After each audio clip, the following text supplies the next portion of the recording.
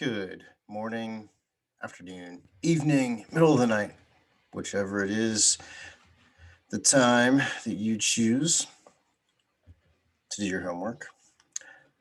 Mr. Raleigh here, and we're talking AP US history and the Civil War. So, this is a big topic for me because this is the topic that got me into history in the first place. Going to the Gettysburg battlefield when I was a kid is what got me into it. So, it's a kind of a near and dear type of subject for me. So here we go. It's going to be the next couple of weeks, the Civil War. You are to be taking notes, Cornell style or outline style, however you choose, and make sure you do the exit ticket. Okay, so the Civil War, the Union dissolves. Southern secession. Lincoln believed that it was illegal to secede from the Union. Secede means to leave, so leaving the Union. If a state had to apply for admittance into the Union, he thought states should also have to ask for permission to leave. Fort Sumter. So it is located in the mouth of the Charleston Harbor. The South wanted this fort. Lincoln would not allow the South to take federal property, so it belonged to the federal government. When the fort ran low of supplies, Lincoln alerted the South Carolina governor that unarmed supply ships would be entering the port. Confederate soldiers fired upon the fort for 34 hours. Union Major Anderson surrendered on April 14th, 1861. Lincoln asked the Union states to provide troops. They were asked to enlist for just 3 months. So he thought that this could end in 3 months. The North would be able to have enough power to do it that way, but it didn't work out that way. It was a very bloody, long war.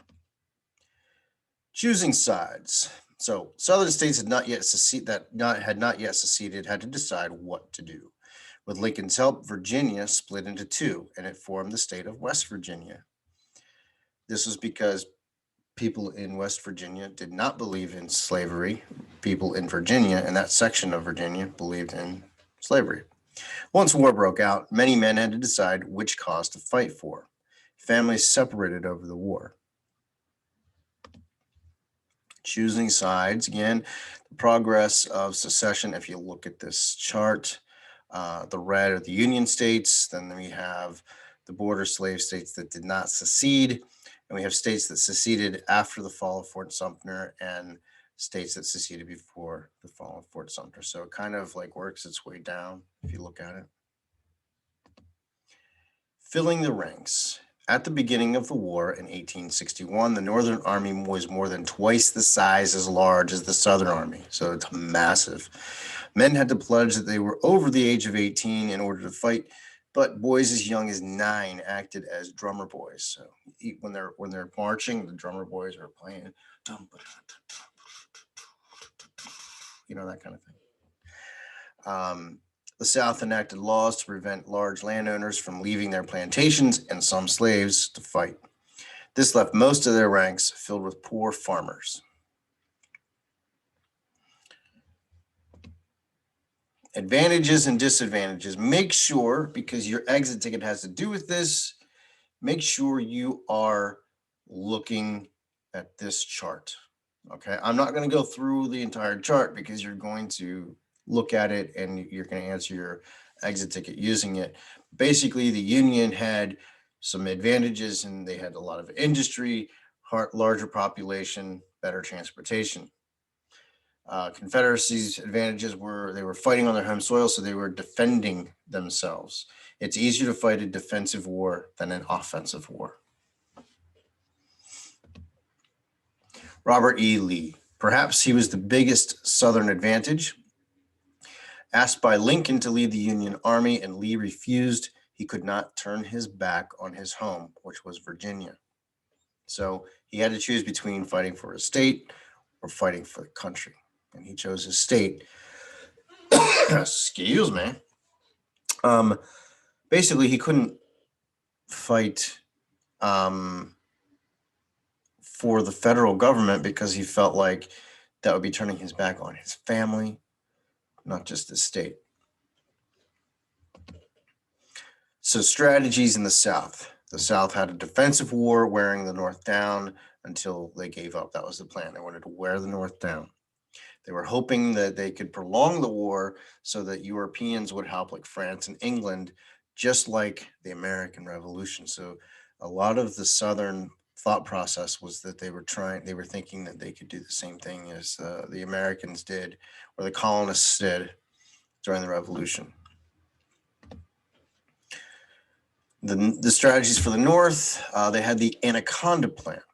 So this was in order to block the southern ports of all imports or exports, control the Mississippi River, which would split the Confederacy in two. They would capture Richmond, which was the Confederate capital. Remember, what's an anaconda? It's a big snake that squeezes its prey, and that's what this plan was for. Union leadership. Lincoln chose Irwin McDowell to lead the Union's Army of the Potomac. He was replaced 3 days after his defeat at Bull Run by General George McClellan. The Union had a disadvantage in this, in the sense that their leadership was not very good, their military leadership. General McClellan was the replacement. He was nicknamed the Creeper because he was so hesitant to attack, fearing he was outnumbered and seeing the death and destruction the war was causing. He was overly cautious, essentially.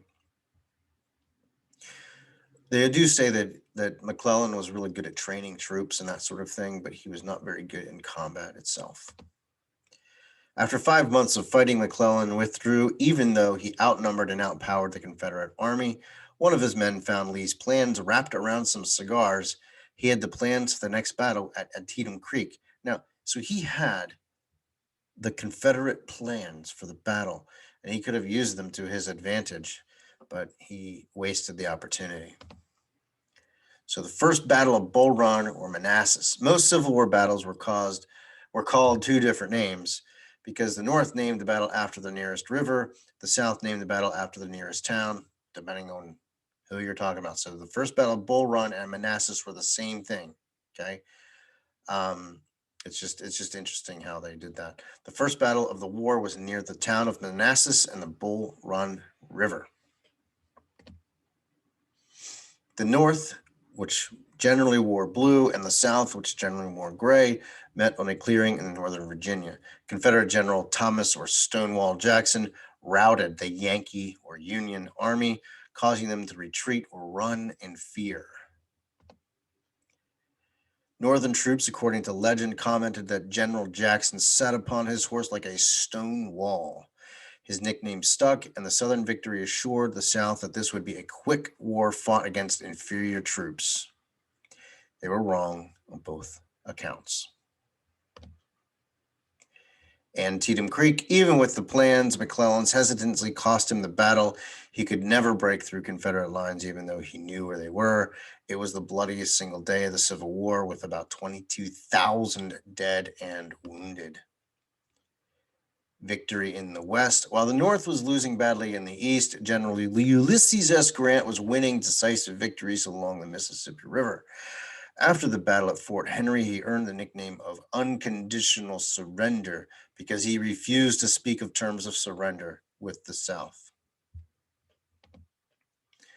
Shiloh and Pittsburgh Landing. The South surprised Union troops at Shiloh on April 6, 1862. Their rebel yell was eerie. As they ran in retreat, they met Union reinforcements. Under General Grant, they regrouped. It ended in a draw with almost 25,000 casualties in a 2-day battle. Filling the ranks. So the North allowed blacks to enlist, but did not allow them to fight. By 1863, after the Emancipation Proclamation, which we will talk about later, pressure was on to allow black units and train and fight. They were killed in greater numbers and paid less for their efforts, but we will talk about that a little bit more. Wealthy people in both the North and the South could pay a substitute to take their place in the army. Conscription, forced service. Conscription is also It's something that we have used multiple times in wars in this country. It's the same thing. It's called being drafted. So it was first used in the South. The North began conscription in 1862. Slaves could not help the Southern Army fight, but were used for manual labor. The Civil War was called a rich man's war, but a poor man's fight. Conscription was so resisted in the North that riots broke out. People were like, no, we're not fighting. I don't believe in this thing. I'm not fighting. It became especially violent after the Emancipation Proclamation. Desertion was a common problem on both sides, with over 300,000 soldiers leaving their units. Because states offered a signing bonus, many men deserted, enlisted someplace else, deserted, and they were just trying to make some money. And they didn't have like the kind of records that we have nowadays where we could keep that from happening. By the end of the war, though, the South was so short of men, they openly enlisted young boys. Women could not openly enlist, but some disguised themselves as men and fought throughout the entire war. Others became spies, cooks, and nurses. Elizabeth Blackwell was America's first female physician, and she helped run the U.S. Sanitary Commission. Clara Barton tended to the wounded and founded the Red Cross. Although hundreds of men and women tended to the sick and injured, more soldiers died from illness and infection than of battle wounds. More often, women took over men's civilian jobs while they were gone off to war. Okay, so politics of war we will do tomorrow. So that's it for part one. There's a lot of information in there. Make sure you are taking your notes, either outline or Cornell style. Make sure you are sending them to me so that I can see them.